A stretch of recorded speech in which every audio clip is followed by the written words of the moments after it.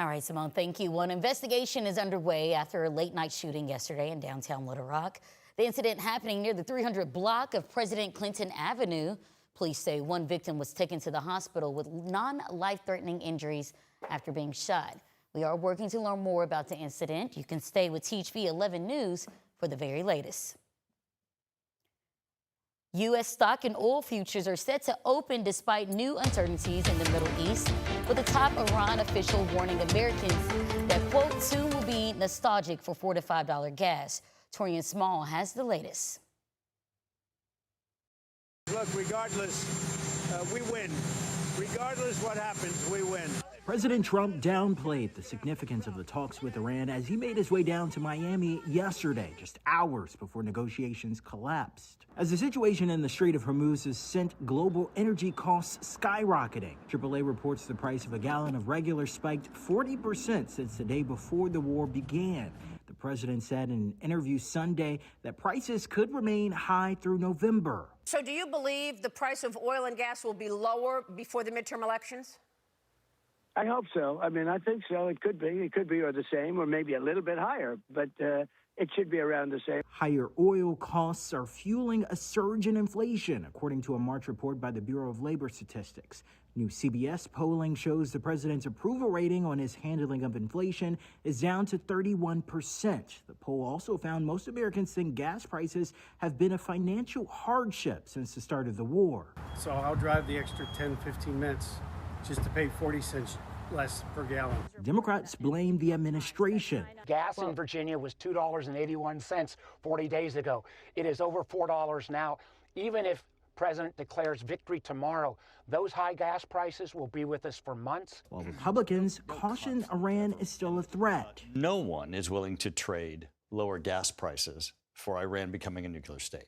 And Congress returns to Washington tomorrow after a 2-week recess. Lawmakers are bracing for a supplemental funding request for this war. That's on top of a $1.5 trillion defense spending budget request from the White House for next year. Torian Small, CBS News, Doral, Florida. An investigation is underway after a deadly shooting at a New Jersey Chick-fil-A. Police say that one person has died and at least 6 others have been injured, with law enforcement calling this now a mass shooting. The incident happened in Union, that's about 30 minutes away from New York City. Investigators adding that the attack is not believed to be random. Authorities add that injuries are not life-threatening. No arrests have been made at this time. Former Vice President Kamala Harris is suggesting she might be eyeing another presidential run. The former presidential candidate has not committed to a 2028 campaign, but Friday at the National Action Network's 2026 convention, Al Sharpton asked her about it just point blank. So are you going to run again in 28?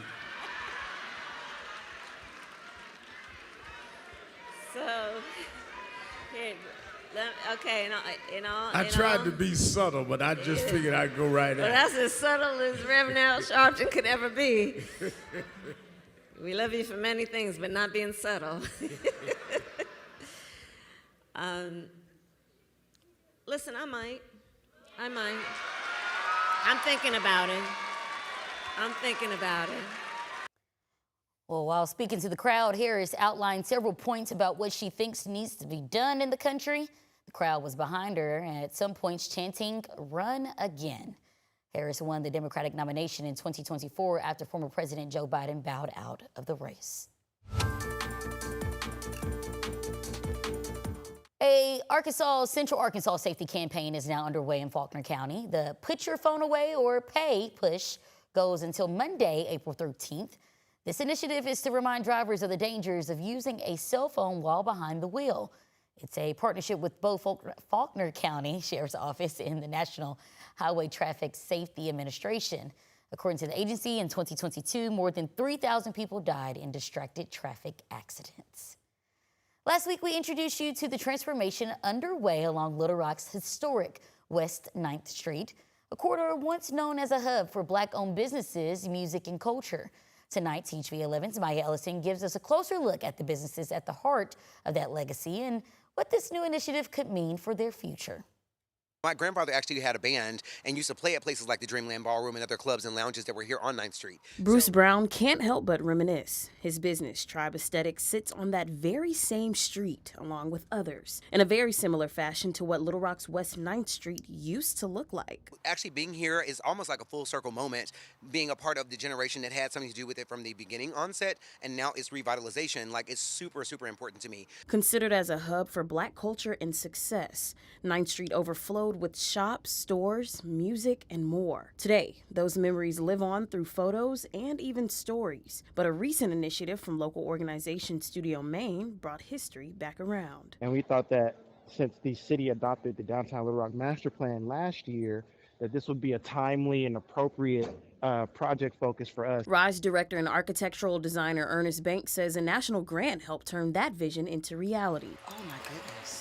Through an initiative called Beyond the Divide, a revitalized way of shining a light on local businesses. We're trying to show the community that there are resources out there available to them, but they're going to take some work. Storage units transformed into storefronts, each with its own story. Because I wanted to give plus-size women options and show them like how things can work for their bodies, and sometimes you have to think outside the box. For the opportunity to just have a dream come true, even if it's just for a few months, is amazing, and it really makes me want to keep going. More than 20 vendors now line the corridor, catering to shoppers or visitors, just like it once did. Now, the expansion will continue through Juneteenth, but many are hopeful that this is just the beginning of bringing 9th Street back to life. My big dream is that 9th Street from one end to the very other end actually is a entertainment district, basically, where you see a lot more of the lounges, clubs, pubs, shoppings, opportunities and things like that to pop up and be more permanent. But maybe it'll continue on and we can continue to grow and more businesses can get involved and it become like a whole district of Black businesses. In Little Rock, Maya Ellison, THV 11 News. All right, thank you, Mayowa. Jackson says he hopes this activation will help drive future investment into the area. And if you'd like to support local businesses, you can visit 9th Street throughout the week and on weekends. It's time once again to sign up for the THV 11 Summer Cereal Drive, now in its 26th year. We'll like businesses, schools, churches, and individuals to participate this year. You can text the word cereal to 501-376-1111 for more information.